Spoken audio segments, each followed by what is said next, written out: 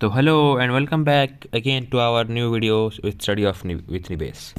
तो हम पिछले वीडियो में पढ़े थे रेस्पिरेशन, डाइजेशन सब बारे में पढ़ लिए थे। रेस्पिरेशन का थोड़ा सा नॉलेज लिए थे हम लोग, छोटा सा, कि कैसे ग्लूकोज टूट कर एटीपी बनता है, कैसा एनर्जी मिलता है हमें।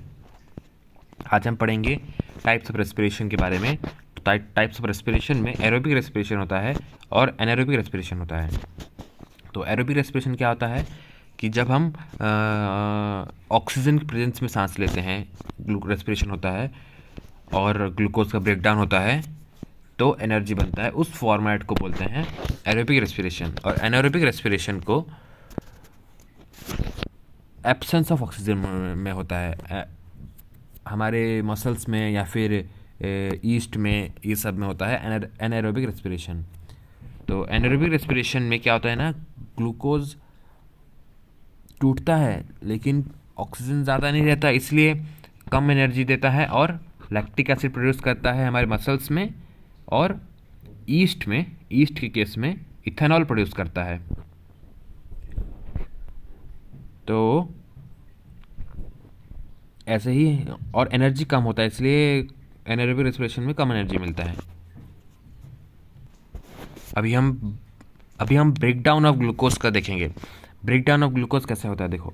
ऐसे ग्लूकोज ऑक्सीजन के प्रेजेंस में, देखो, पाइरूवेट प्लस एनर्जी मिलता है हर बार, ऑक्सीजन के प्रेजेंस हो या ना हो, क्योंकि थोड़ा बहुत तो ऑक्सीजन मिल ही जाता है हमारे मसल्स को और ईस्ट को भी।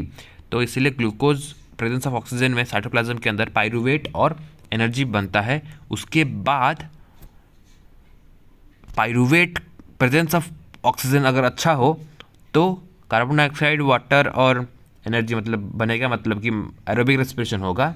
और अगर प्रेजेंस कम है, ऑक्सीजन, एब्सेंस ऑफ ऑक्सीजन है, तब वो मसल सेल्स में लैक्टिक एसिड और एनर्जी बनेगा, और ईस्ट में इथेनॉल और एनर्जी और कार्बन डाइऑक्साइड बनेगा।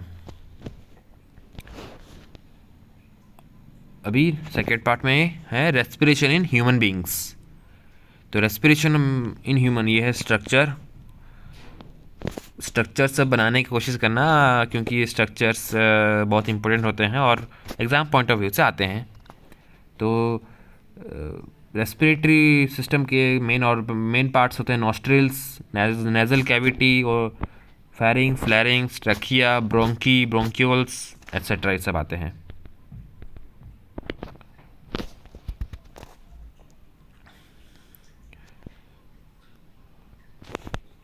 तो यहाँ पे लिखा है प्रोसेस कैसे एयर नॉस्ट्रिल्स के थ्रू अंदर जाता है।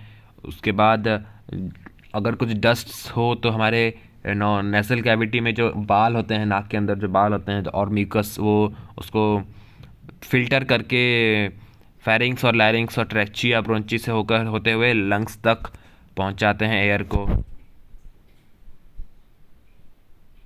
और ट्रैकिया में रिंग लाइक कार्टिलेज होता है जो कि हमें हमारे विंड पाइप को कोलैप्स करने से बंद कर दे।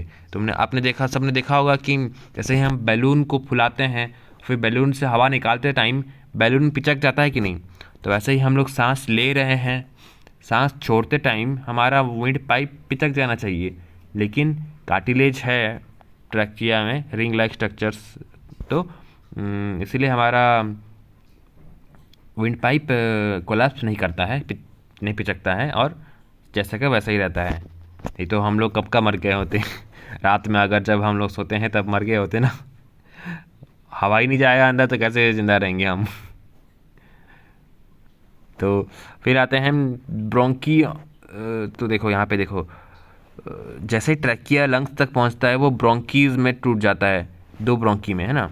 फिर ब्रोंक्यूल्स में टूट जाते हैं, और ये ब्रोंक्यूल्स का स्ट्रक्चर है। ब्रोंक्यूल्स में छोटे होल, गोल टाइप स्ट्रक्चर्स होते हैं जिसको कि एल्वियोली बोलते हैं। और एल्वियोली में ब्लड वेसल्स का सप्लाई अच्छे से होता है, ताकि क्योंकि एल्वियोली में ही actually air exchange takes place करता है।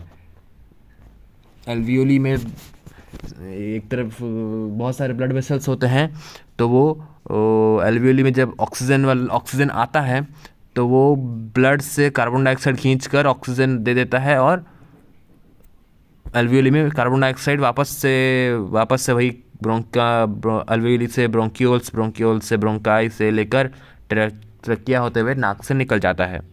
ऐसे होता है रेस्पिरेशन का प्रोसेस।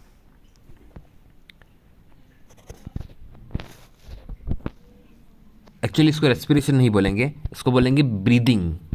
सॉरी, रेस्पिरेशन वो पूरा का पूरा प्रोसेस है कि कैसे ऑक्सीजन यूज़ होकर ग्लूकोज टूटता है और एनर्जी मिलता है, उस पूरे प्रोसेस को बोलते हैं रेस्पिरेशन। लेकिन ये जो प्रोसेस मैंने अभी बताया इसको बोलते हैं ब्रीदिंग।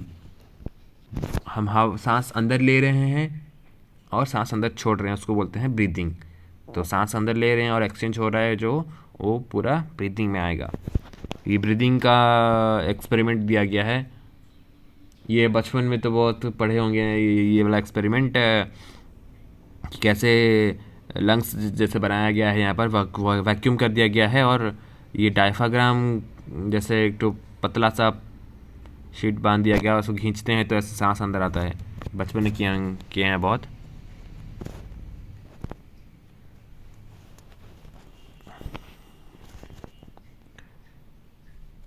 अभी आते हैं ट्रांसपोर्टेशन। अभी हमारा ऑक्सीजन आ गया, खाना भी आ गया, अब सब एक जगह पे कलेक्ट हो गया ना। खाना आ गया, स्मॉल इंटेस्टाइन में कलेक्ट हो गया, ऑक्सीजन आ गया, लंग्स में कलेक्ट हो गया, अल्वियोली में। तो अभी जाना ही पड़ेगा ना, हर बॉडी के हर एक पार्ट में इसको भेजना पड़ेगा। तो वो कैसे होता है? तो ट्रांसपोर्टेशन इन ह्यूमन बीइंग्स। तो ट्रांसपोर्टेशन कैसे होता है? ट्रांसपोर्टेशन ब्लड, आर्टरीज और वेन्स और कैपिलरीज से होता है। तो blood food, oxygen, waste product सब कुछ ट्रांसपोर्ट करता है। ब्लड फूड लेता है इंटेस्टाइन्स से लेकर हमारे सारे बॉडी पार्ट्स को देता है, ऑक्सीजन लंग्स से लेकर सारे बॉडी पार्ट्स को देता है, और हमारे सारे बॉडी पार्ट्स से वेस्ट प्रोडक्ट्स लेकर भी आता है।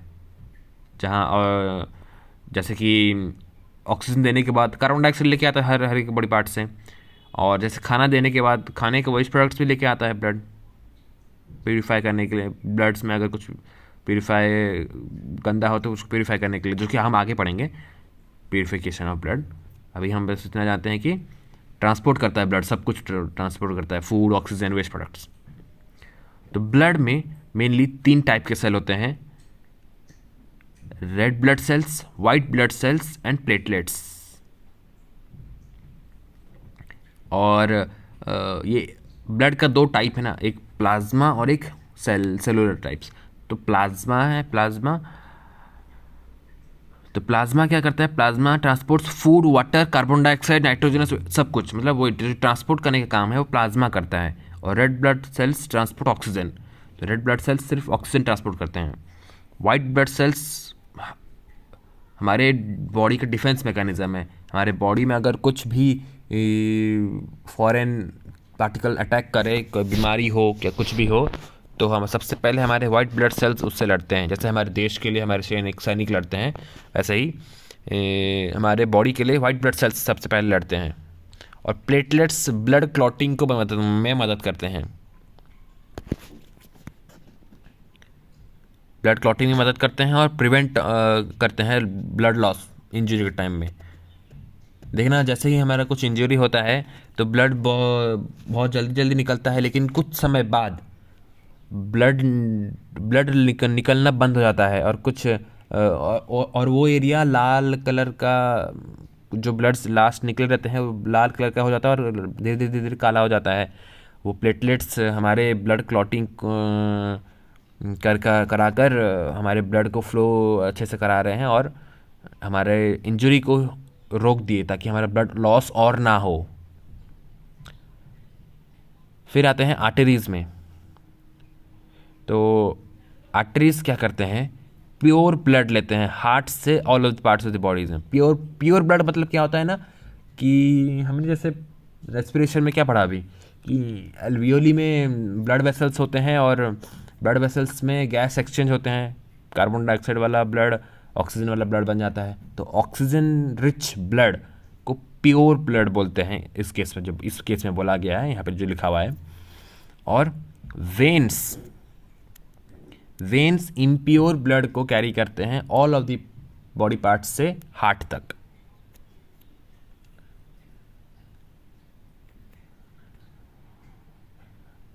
आर्टरीज थिक वॉल होते हैं, थिक वॉल क्या होते हैं, और उनके कोई वाल्व्स नहीं होता। वाल्व्स मतलब रुकावट, जैसे कि हमने पाइप में देखा है, पाइप एक टाइप का वॉल्व है, पाइप को खोलते हैं तो पानी आता है, नहीं तो बंद करते हैं तो पानी नहीं आता है, तो वैसे ही वाल्व्स होते हैं। तो आर्टरीज में थिक वॉल्ड होते हैं और उनके वाल्व्स होते हैं, मतलब उनके वाल्व्स नहीं होते हैं। लेकिन वेन्स में थिन वॉल्ड होते हैं और उनका वाल्व्स होते हैं, क्योंकि ऑक्सीजनेटेड ब्लड इधर उधर कहीं भी मिक्स हो सकता है, लेकिन बिना इम्प्योर ब्लड कहीं भी ऐसे वैसे मिक्स नहीं होना चाहिए। कहीं अगर ऐसे ऐसे मिक्स हो गया तो बहुत ख़राब है। इसलिए वेन्स में वाल्व्स होते हैं, ताकि एक बार अंदर घुसने के बाद ब्लड वापस से पीछे ना जा पाए। फिर आते हैं कैपिलरीज। तो कैपिलरीज क्या होते हैं? Capillaries are a narrow blood vessels which connect arteries and veins together. Arteries और वेन्स को एक साथ बांध के कनेक्ट करने में कैपिलरीज मदद करते हैं। The exchange of food, water, oxygen, carbon dioxide etcetera between blood cells takes place through the capillaries. जो फूड, वाटर, ऑक्सीजन ये सब हम लेते हैं और कार्बन डाइऑक्साइड सब जो एक्सचेंज होता है, तो कैपिलरीज के थ्रू होता है एक्सचेंज हमारे बॉडी पार्ट्स में। फिर आते हैं लास्ट हमारे ट्रांसपोर्टेशन सिस्टम का किंग, जिसको बोलते हैं किंग या फिर मेन या हेड, वो है हार्ट। तो हार्ट एक बहुत ही कॉम्प्लेक्स चीज़ है, जो कि हमारे पूरे बॉडी के ट्रांसपोर्टेशन को कंट्रोल करता है, ब्लड के ट्रांसपोर्टेशन को। जैसे कि हमने यहाँ देखा है, यहाँ दिया गया है सुपीरियर वेना कावा। तो देखो वेना कावा क्या करता है, और इन्फीरियर वेना कावा, तो ये दोनों वेना कावा से ब्लड आते हैं, ये वेना कावा से ब्लड आते हैं, ऑल ओवर दी बॉडी से आते हैं, और आओटा से ब्लड जाता है। तो यहाँ पे आप सब अभी पूछोगे सर यहाँ पे पुल्मोनरी वेन और पुल्मोनरी आर्टरी क्या लिखा हुआ है? तो देखो पुल्मोनरी के केस में वेन्स और आर्टरी दोनों उल्टा काम करते हैं। पुल्मोनरी वेन क्या करता है, प्योर ब्लड को हार्ट से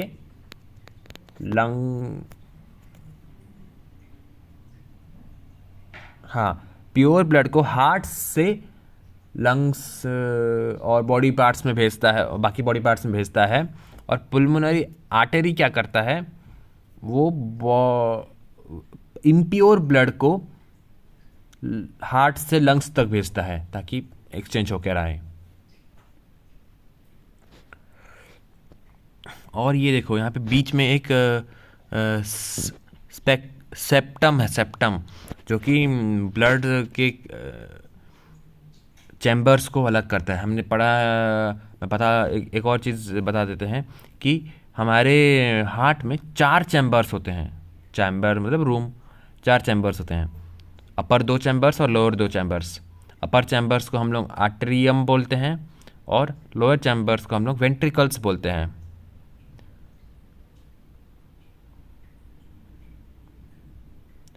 तो वेंट्रिकल्स क्या करते हैं ना, वो पंप करते हैं ब्लड को दूसरे पार्ट्स में जाने के लिए। आर्ट्रियम में आते हैं ब्लड, उसके बाद वेंट्रिकल्स में से होते हुए हार्ट लंग्स तक जाते हैं ब्लड एक्सचेंज करने के लिए। उसके बाद लंग्स से आते हैं लेफ्ट आर्ट्रियम में, फिर लेफ्ट वेंट्रिकल में गिरकर वापस से पंप होकर ऑल ओवर द बॉडी में जाते हैं। ये है टोटल प्रोसेस हार्ट पंपिंग का। और यही ब्लड प्रोसेस पंपिंग रुक गया तो हम नहीं रहेंगे। तो आर्ट्रियम और वेंट्रिकल्स में वाल्व्स होते हैं, क्योंकि ब्लड वापस नहीं बहना चाहिए। ब्लड अगर वापस बहेगा तो मिल जाएगा, और ऑक्सीजनेटेड ब्लड डीऑक्सीजनेटेड ब्लड मिल गया तो बहुत प्रॉब्लम होता है।